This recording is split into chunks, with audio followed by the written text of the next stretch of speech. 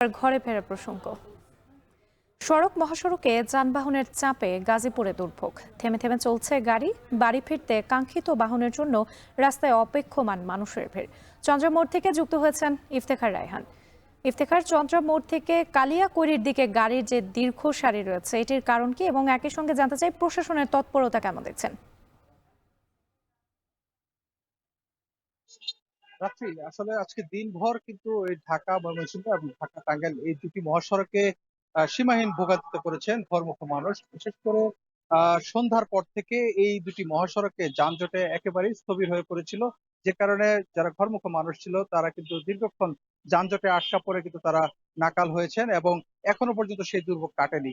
তবে কিছুক্ষণ আগে আমরা দেখেছি যে গাজীপুরে যে ঢাকা ময়মনসিংহ মহাসড়ক, সেই মহাসড়কে কিছুটা যান চলাচল স্বাভাবিক হয়েছে, কারণ সেখানে ট্রাফিক পুলিশের সদস্যরা যে গাড়িগুলো ঢাকা থেকে ছেড়ে আসছেন সেই গাড়িগুলোকে দ্রুত গাজীপুরে চান্দনা চৌরাস্তা ক্রস করে দেওয়ার চেষ্টা করছে। তবে গাজীপুরের এই মুহূর্তে যদি পরিস্থিতি যদি জানায় যে বড় বাড়ি থেকে ভোগড়া বাইপাস এবং অপরদিকে শালনা থেকে চান্দনা চৌরাস্তা পর্যন্ত থেমে থেমে যানজট রয়েছে। অপরদিকে ঢাকা টাঙ্গাইল মহাসড়কের কোনাবাড়ি মৌচাক এলাকা থেকে চন্দ্রা পার হয়ে কালিয়াকৈর বাস স্ট্যান্ড পর্যন্ত পুরো সড়কটি যানজটে স্থবির হয়ে পড়েছে।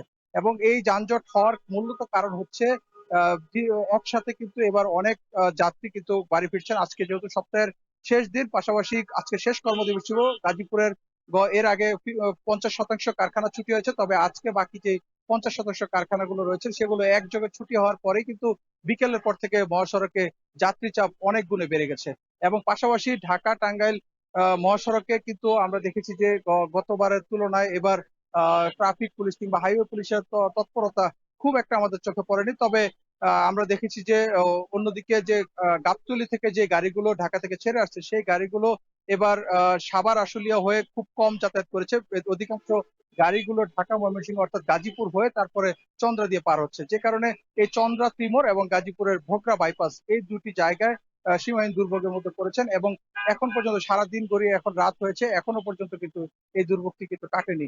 এবং আমরা হাইওয়ে পুলিশের সাথে কথা বলছিলাম, তারা বলছেন যে আজকে রাতের মধ্যেই অধিকাংশ যাত্রীরা চলে যাবে তাদের নিজ নিজ গন্তব্যে। সেক্ষেত্রে আগামীকাল সকাল থেকে অর্থাৎ এই যে আজকে যে দুর্ভোগ ছিল সেই দুর্ভোগ আগামীকাল হবে না বলে তারা জানিয়েছেন। সবকিছু মিলিয়ে এখন পর্যন্ত কিন্তু মহাসড়কে দুর্ভোগ কিন্তু রয়েছে। এই ছিল আমার কাছে গাজীপুরের ঢাকা ময়মনসিংহ ঢাকা টাঙ্গাইল মহাসড়কের সবচেয়ে তথ্য।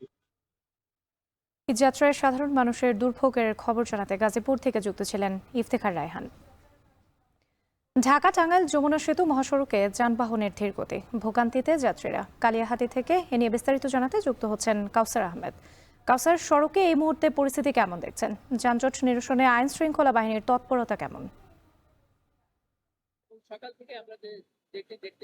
রাত্রি প্রায় 24 ঘন্টা যাবত এই মহাসড়কে যানজট সৃষ্টি হয়েছে। এখনো পর্যন্ত প্রায় এই মহাসড়কে অন্তত 15 কিলোমিটার এলাকায় যানজট সৃষ্টি হয়েছে। এতে করে এই মহাসড়কে যারা যাত্রী রয়েছেন গড়মুখ তাদের চরম ভোগান্তি পোহাতে হচ্ছে। আর এইদিকে যানজটের অন্যতম কারণ হিসেবে যেটি আমরা জানতে পেরেছি সেটি হচ্ছে এই মহাসড়কে একাধিক সড়ক দুর্ঘটনা ও অন্তত 6টি যানবাহন বিকল হওয়ার কারণে কিন্তু এই মহাসড়কে গত রাত 12টা থেকে যানজট শুরু হয় এবং পরবর্তীতে আজ দুপুরের পর থেকে আমার পেছনে 5 কিলোমিটার পর থেকে এলেঙ্গা থেকে যমুনা সেতু পর্যন্ত যান চলাচল স্বাভাবিক থাকলেও আমার সামনে প্রায় 12 কিলোমিটার এলাকায় এখনো যানজট রয়েছে। এতে করে যারা মহাসড়ক ব্যবহারকারী রয়েছেন তাদের চরম দুর্ভোগ পোহাতে হচ্ছে। আর এই যে এলেঙ্গা থেকে যে যানজট শুরু হচ্ছে এর অন্যতম কারণ হচ্ছে যে এই মহাসড়কের এলেঙ্গাতে অন্তত 4টি লিংক রোড রয়েছে।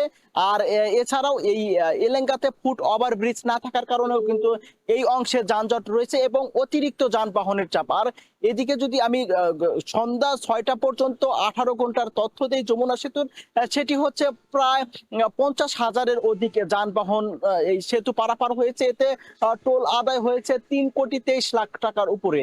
প্রতি মিনিটে প্রায় 45টির উপরে যানবাহন এই যমুনা সেতু পারাপার হয়েছে। আর মহাসড়ক ব্যবহারকারীরা বলছেন 3-4 বছরের মধ্যে তারা এমন যানজটে কখনো দুর্ভোগে তারা উত্তরাঞ্চলে বাড়ি ফিরেনি। এই গত কাল রাত থেকে যে যানজট শুরু হয়েছে এবং আজকে যেটি চলমান রয়েছে, এমন ভোগান্তি তাদের আর ইতিপূর্বে কখনো হতে হয়নি।